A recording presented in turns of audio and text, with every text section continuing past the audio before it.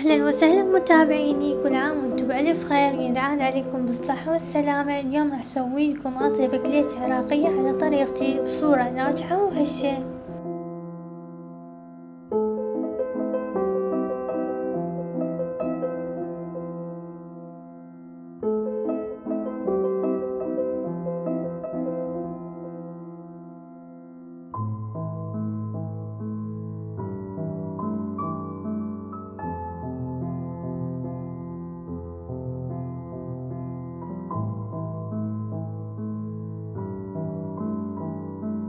طبعا أول شي كمية الطحين انتو تتحكمون بيها، إذا حبيتوا تسوون أكثر فزيدوا من المقادير. أنا سويت 4 كوب طحين، وبعدها أضيف ملعقة كبيرة بيكنج باودر.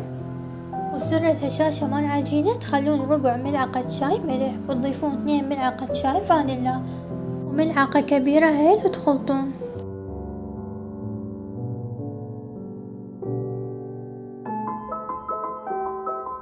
وراح نحتاج 3/4 كوب دافي من المي، ونضيف عليهم 2 ملعقة كبيرة حليب باودر، وملعقتين سكر،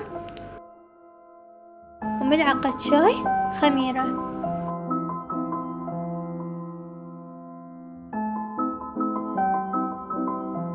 وبعدين نخليها 10 دقايق لحد ما تصير فقاعات. يلا نستخدمها. وراح نضيف هنا 3/4 كوب زيت،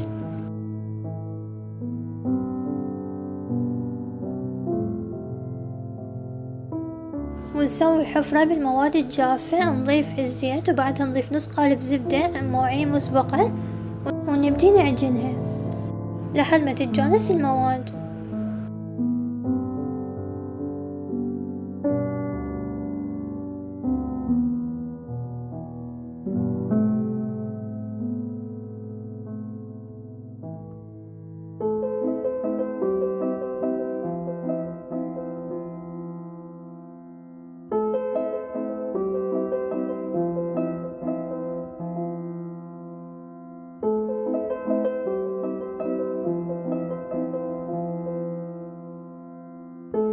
ونظل نعجن لمدة 10 دقائق. وإذا تحبون تضيفون العجينة بعد ما تصير جاهزة تماما ملعقة كبيرة حبة البركة، لحد ما تصير عندنا بهذا القوام. ونتركها من نص ساعة إلى ساعتين تتخمر.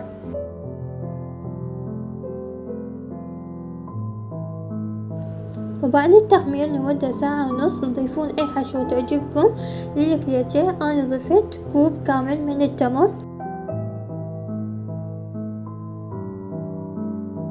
هاي الإضافات راح تخلي الحشوات تجنن.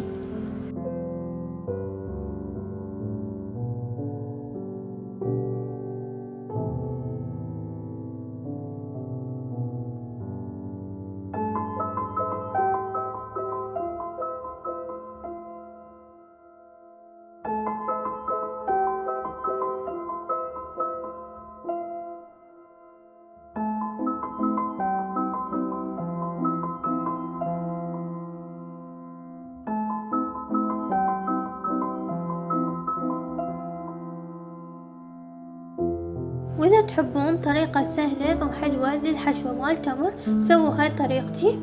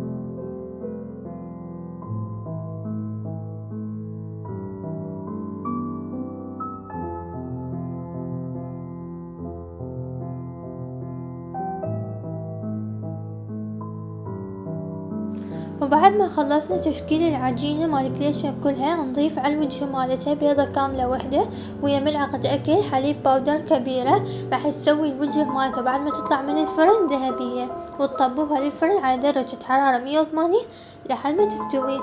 وإحنا صارت عندنا أطيب طبق كليشة عراقية بمناسبة عيد الأضحى المبارك، وصحنكم العافية.